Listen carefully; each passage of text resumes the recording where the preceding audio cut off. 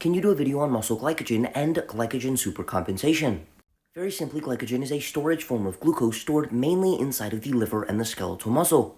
On average, the liver stores about 100 grams of glycogen, and how this varies depending on liver size isn't very well documented.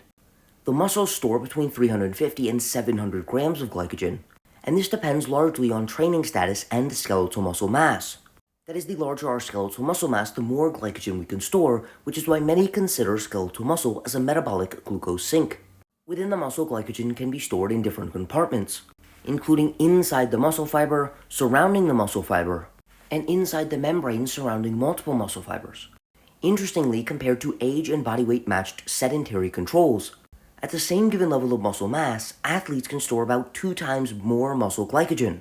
Not only that, but exercise, particularly endurance exercise, at the same given level of intensity, reduces the reliance on muscle glycogen for energy.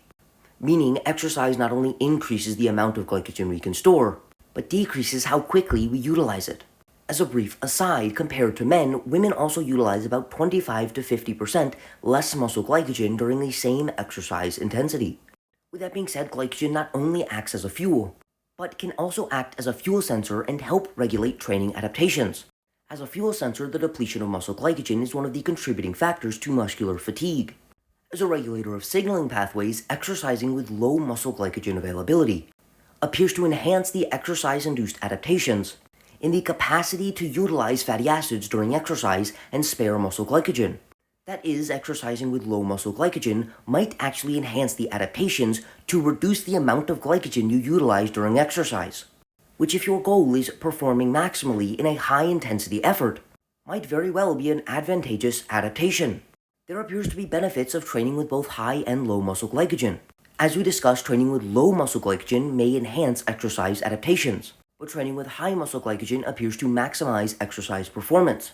Meaning, if your goal is maximizing performance, having the most muscle glycogen might be advantageous. But if your goal is to get the utmost adaptations to exercise training, in order to perform optimally on an event in the future, periodically training with low muscle glycogen availability may be the most adaptive strategy specifically for the goal of enhancing your preservation of muscle glycogen during exercise. That brings us in to muscle glycogen supercompensation. Essentially, the resynthesis of muscle glycogen after exercise occurs in a biphasic manner.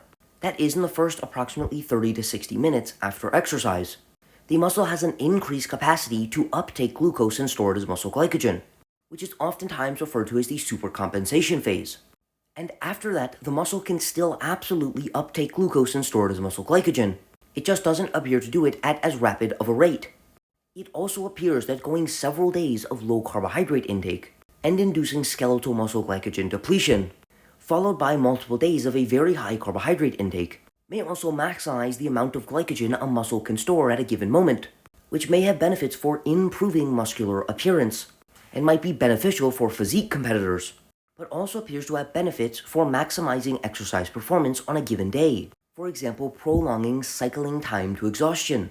With that being said, for many people, going on a low-carbohydrate diet for any more than 12 hours absolutely stinks. But the same effects occur after glycogen-depleting exercise. With that being said, glycogen supercompensation for 99.9% of the population doesn't actually do much of anything.